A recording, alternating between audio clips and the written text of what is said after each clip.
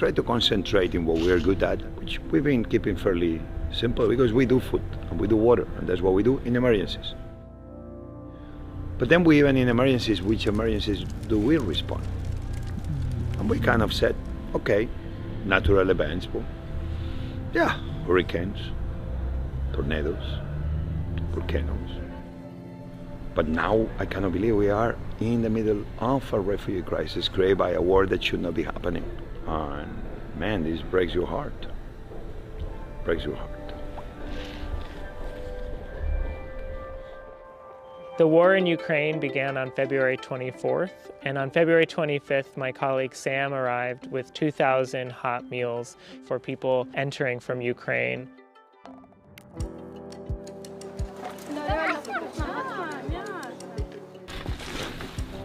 Bananas are the perfect food. Why? Because you peel them, they're clean. The fruit that comes with its own container.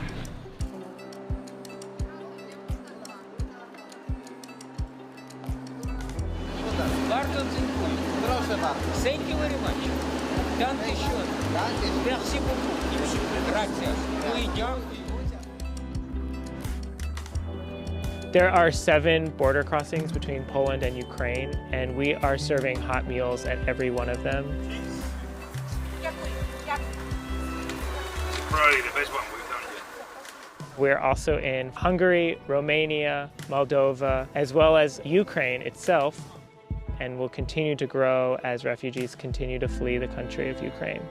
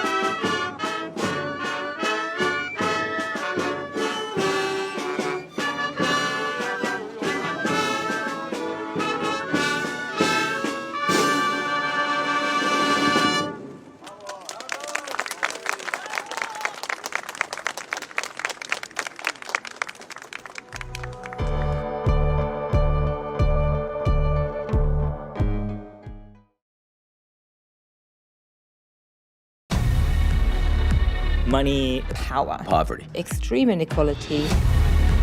There's always been an elite monopolizing capital.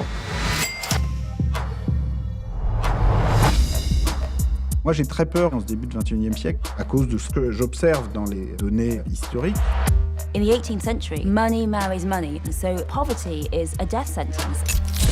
The way the elite stays in power is also by shaping the way that we think. Make America great again.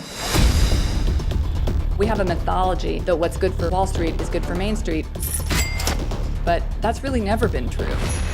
People are bankrupting themselves. The transformation of the economy is generating a small class of very wealthy people. And extreme poverty. What happens to taxation? Large amounts of wealth are moved offshore. People have the money to make sure they stay at the top. The system is rigged. This is producing a new social story. People are starting to say enough of the inequality and enough of not having a story about how this ever gets better. We can absolutely link the rise of fascism and extreme poverty. It is all about money. Blaming your neighbor doesn't make you any richer. There's going to have to be a political and economic reset. We have to make choices about which future we wind up in. It's a move towards creating a new vision.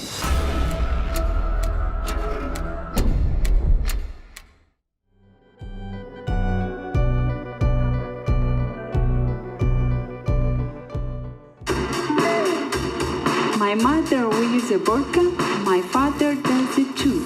I have to wear a burqa, the burqa is blue.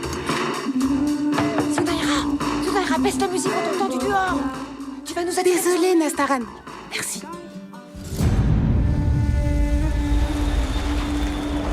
J'aimerais te renseigner, mais je ne peux pas le faire à l'école coranique. Mais tu sais qu'il y a une autre école, une école secrète, où l'on arrive à apprendre aux enfants la littérature, l'art, l'histoire, la vraie. On a besoin de gens courageux et cultivés comme toi. Mais c'est merveilleux. Imagine, éduquer des enfants à être libres. Oh là là, j'étouffe là-dessous. Attends, je vais t'aider. Oh, vous riez pas, c'est interdit, stop! Chut, tu vas aller à la mosquée écouter le prêche du Mollah Bachir. Ça te remettra les idées en place. Je dois amener mon épouse chez ses parents.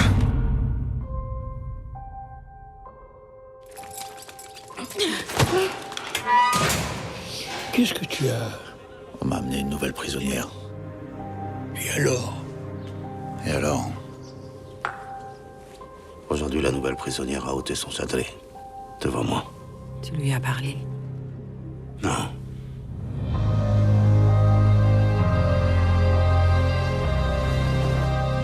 Est-ce que tu sais quelque chose de la femme qu'on a emmenée? C'est un couple sans problème, gentil. C'est fichu. Les talibans nous détruisent. Pourquoi tu t'intéresses autant à la prisonnière? Je te préviens, la cérémonie est très attendue. C'est la seule femme programmée, alors tu fais ce qu'on te dit.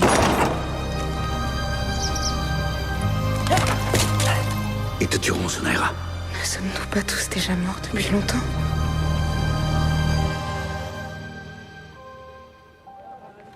Est-ce que tu penses qu'on entendra de nouveau la musique à Kaboul?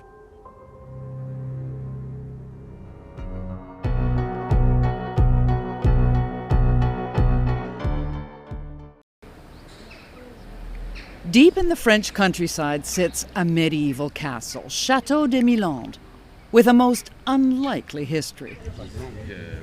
Akio from Japan and his brother Brian from the North African country of Algeria have returned to visit the place they grew up with their siblings, 12 altogether, adopted from around the world. The children were all adopted to come down here and to prove that human beings could live together. We might have different pigmentations and come from different continents, but that has nothing to do with a human being. They were known as the Rainbow Tribe, an experiment in racial equality devised by their legendary mother.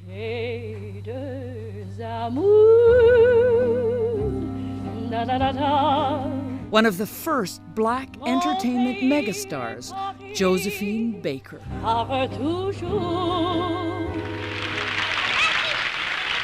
A showgirl extraordinaire, she took Paris by storm in the Roaring '20s. At the Folies Bergère, the rage is Josephine Baker, daughter of a St. Louis washerwoman. Her loose-limbed abandon epitomizes Paris at night. Josephine Baker grew up poor in the slums of St. Louis. As a young dancer, she made it as far as New York, and then beyond with an American vaudeville show to Paris in 1927. At the time, segregation and racism limited opportunities for black performers in America. But in France, there was at least no legal segregation. Baker rocketed to fame across Europe with her exuberant style and a then scandalous dance wearing only a tiny skirt of bananas. And a Josephine Baker or any girl of the... On stage, she was playing to a racial trope, but in life, she was impossible to stereotype. In addition to her performing, she is a businesswoman. And, believe it or not, a spy, working with the French against the Nazis in World War II. She could also fly a plane. So she was actually an Air Force pilot. The Rainbow Tribe was more than a family for Baker. It was a living commitment to her ideals. Showing to the world when kids, babies, grow up together from all kinds of continents and countries and cultures and religions, they can live together. Baker would eventually return to the U.S. on tour, where she was among the first to insist on integrated audiences. Josephine was the first performer at the Flamingo Club, requiring the club to be desegregated. For me, there is only one race, the human race. How long are you going to stay? You want me to stay, don't you? I'd like to stay. Oh, I think you could help the Negro movement. Oh, don't say that. Why not? Because it's not a Negro movement, it's an American movement. Her role in that movement earned her an invitation to join Martin Luther King Jr. to speak at the historic March on Washington. Josephine Baker died in Paris of a stroke in 1975. Crowds poured into the streets as she was buried with full military honors, a salute to her life and her legacy. Where did she get that kind of self-possession and recognition of her own power? I think it was innate. An innate poise and innate self-confidence. Her legacy, I think, is one of courage. Courage in the face of adversity and all of the things that she was able to overcome in her lifetime.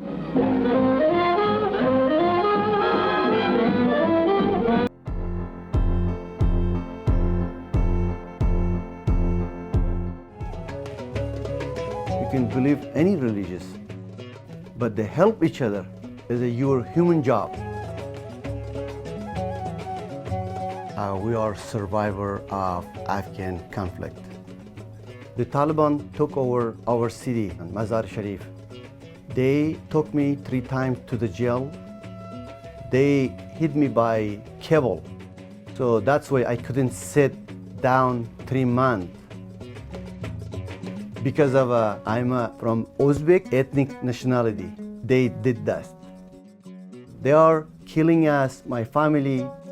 I feel very bad and scared. That's the way I escaped Afghanistan.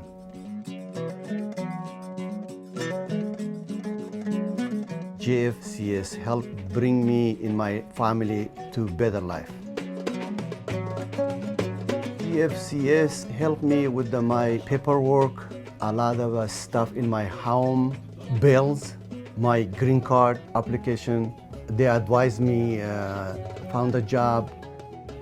My kids get from here psychological counseling. Because of them, wonderful, excellent people working in GFCS, I'm here. Because of their jobs, how many help I get from them. I would like to the other refugee who's surviving from conflict from their country, if they come to United States, they're gonna find good life, better life, safe life. We have a poem in Afghanistan. It says, all humanity is connected with each other. If one part of humanity is hurt, all part of humanity will be hurt. Help each other, rescue each other. This is the important in life.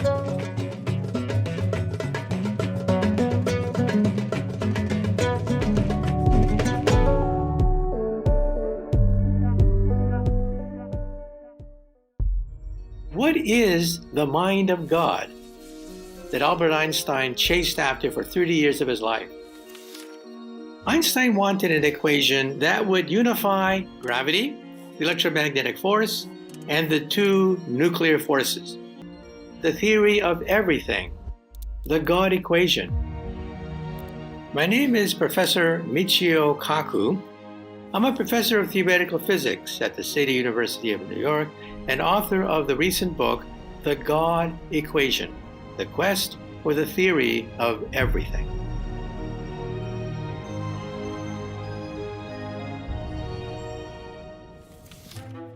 Leonard Euler, one of the great mathematicians of human history, found one equation which summarized the fundamental constants of math. 1 plus e to the I pi equals 0. People call that the God equation of mathematics. Now, of course, the God equation is useless as a practical application. But think now of a God equation for physics. Physics is quite useful.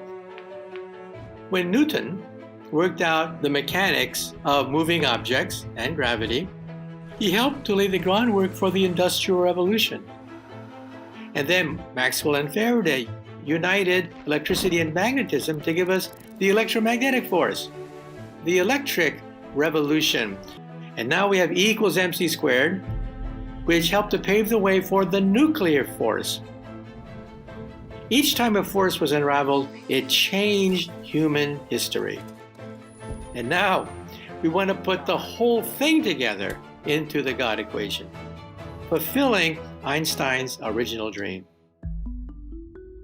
The God equation, just like the God equation of mathematics, should unify the basic concepts of physics into one equation. And what are these basic concepts? Relativity and the quantum theory. The problem is, the quantum theory does not unify well with general relativity. See, general relativity of Einstein is based on smooth surfaces. The quantum theory is based on chopping things up into particles. That's the opposite of Einstein's philosophy of smooth curves representing space-time. That's why it's so difficult. It's no exaggeration to say that the greatest minds of the entire human race have made proposals for this grand final theory of everything. So far, there's only one theory which has survived every challenge: string theory. From a distance, an electron looks like a dot. The neutrino is another dot. The quark is another dot. We have all these dot particles. How many dot particles? Hundreds of them. But string theory says if you can peer into the heart of an electron, you will see that it's a rubber band. A tiny, tiny vibrating string, very similar to a guitar string. There's an infinite number of vibrations, and that is why we have subatomic particles. The subatomic particles each correspond to a different set of vibrations of a rubber band. Now, my personal point of view is string theory is probably the only mathematically consistent theory. There are a lot of objections to string theory, by the way. The biggest objection is you can't test it, but we're getting closer and closer to being able to test it. This theory of everything blows your mind. It allows for the presence of perhaps time machines, wormholes, the universe before the Big Bang, parallel universes, the multiverse, things out of the Twilight Zone. Can you go backwards in time and meet your parents before you're born? Can you travel faster than the speed of light through a wormhole? We don't know. That's why we need string theory.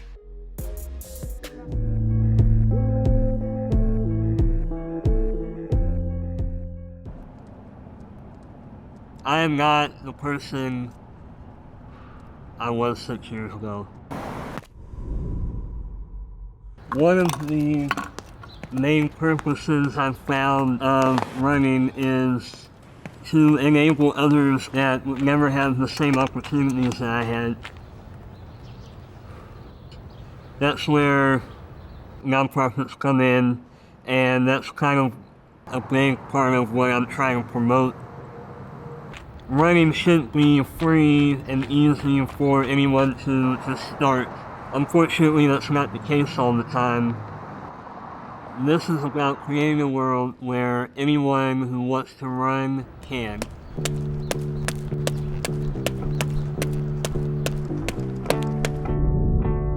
We put in just as much work, if not more, to get to the same starting line. A lot of things I see are overly sentimental from the start, where the goal is to make you cry at the end of the video.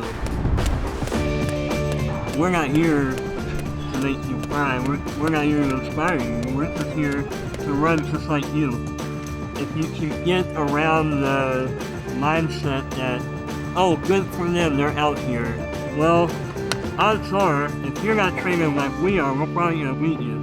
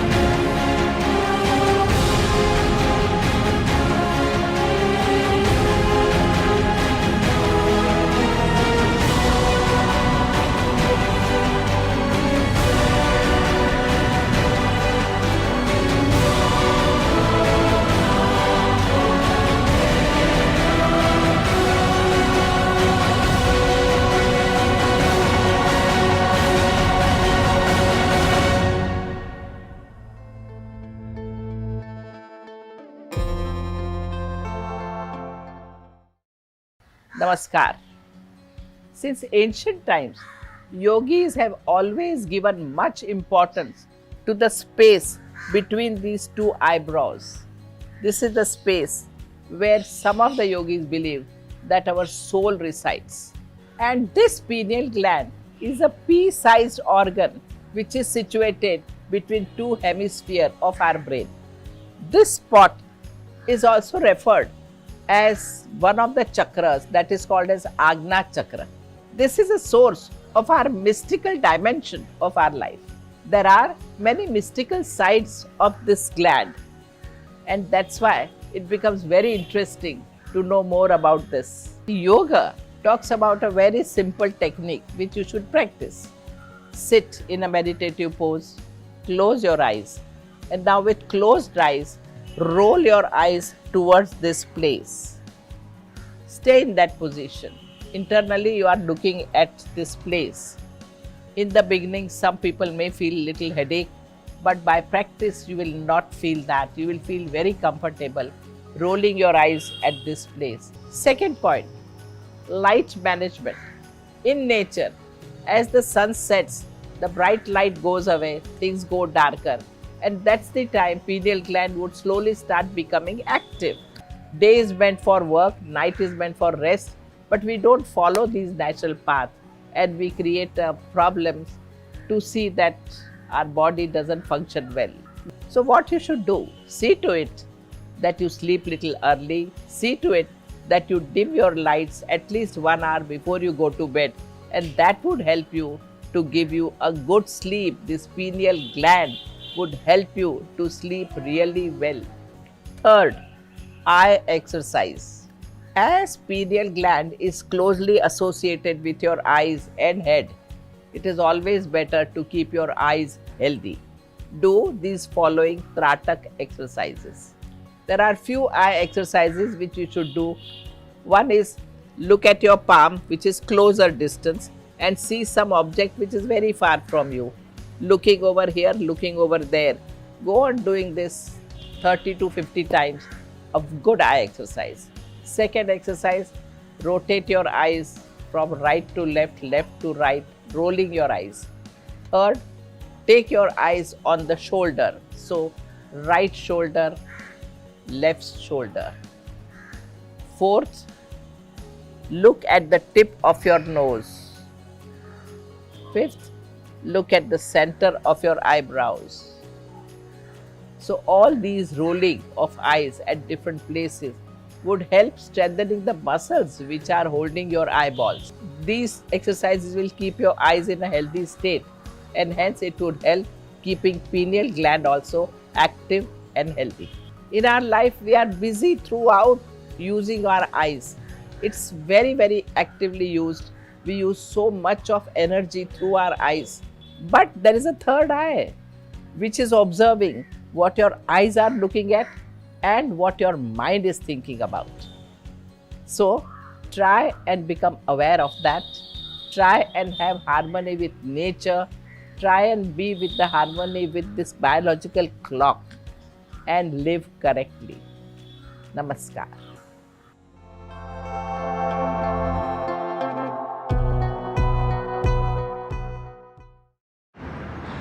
So last year, 213 people died on our roads.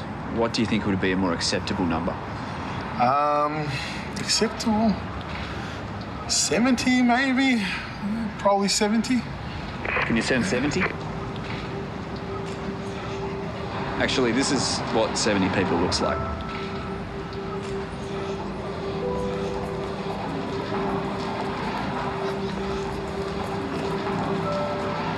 It's my family. So now, what do you think would be a more acceptable number? 0. 0.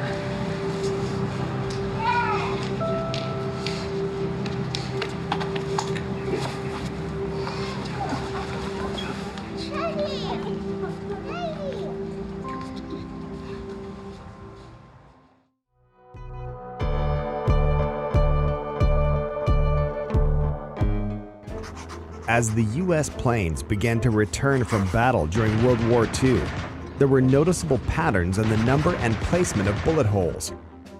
So here's the dilemma.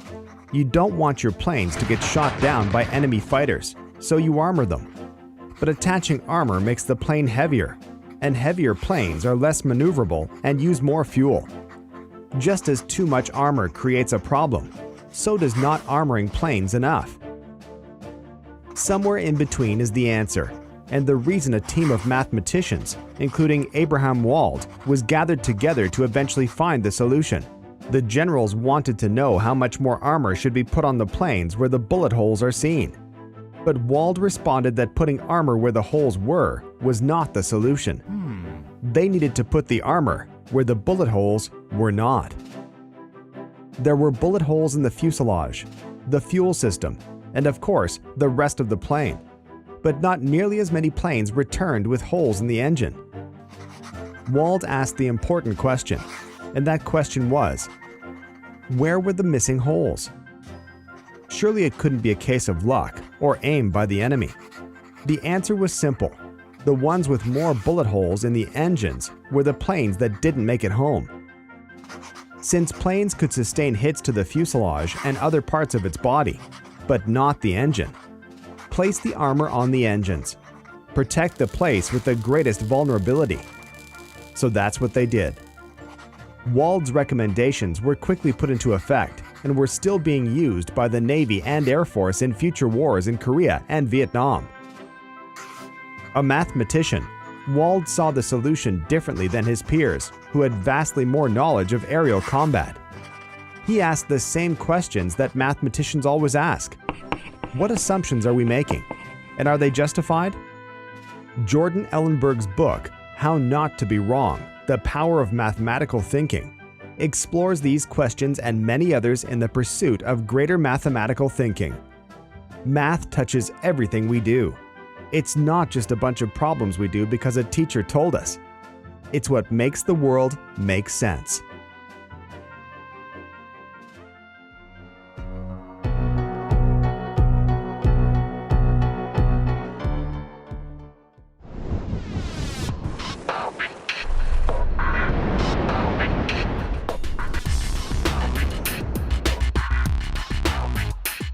Chances are you've seen wingsuit flying before, but until now it's mostly been limited by the height they jump from. Meaning if you jump from 10,000 feet, that's as high as you're gonna get.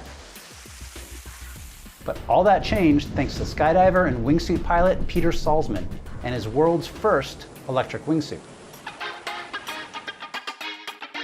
Peter got started as a stuntman in his teenage years, jumping into things like foam and cardboard boxes. And then I had the idea, I have to go and start skydiving.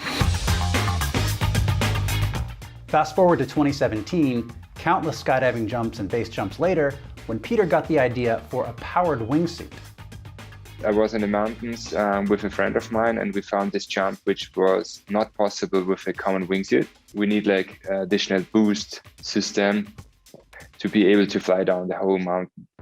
Peter spent weeks in his garage figuring out ways a wingsuit could have some sort of assisted propulsion. But he wanted it powered sustainably, so he teamed up with BMW I to develop an all-electric thrust system. Final design is 2 carbon fiber electric impellers powered by 50-volt lithium batteries that can produce thrust for up to 5 minutes. Peter controls the throttle by bending his left middle and ring fingers. He's also got a release switch for emergencies, and there's 2 parachutes, one for Peter and one for the impeller system.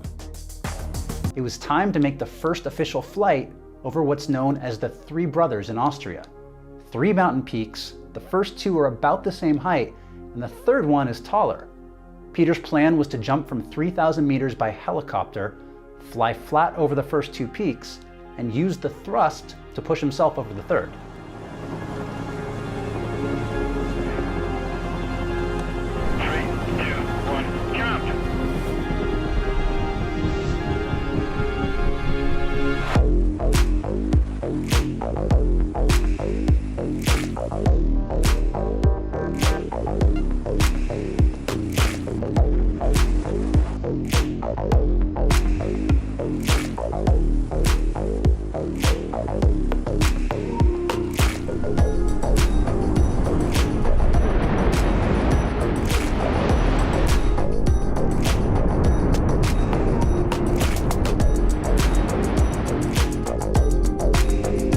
Peter topped out at 186 miles per hour. That's about 3 times the speed that most standard wingsuit divers can reach.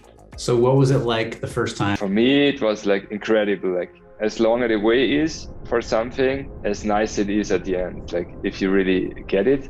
I mean, it was impressive how much influence the system actually had. I never thought that you really feel it like that much. Yeah, I still get like a big smile when I think about the first times when I switched it on and really felt, whoa, it's really working. Now, Peter is still working on improving the wingsuit. He told me that could go in one of 2 directions, either making it lighter and easier to handle, or making the thrust system more powerful. He told me he thinks he's leaning towards the former. So what do you think of Peter's electric wingsuit? Let me know in the comments below. And if you enjoyed this video, don't forget to give it a thumbs up and subscribe for more videos like it. I'm Andy Altman. Thank you so much for watching, and I'll see you in the future.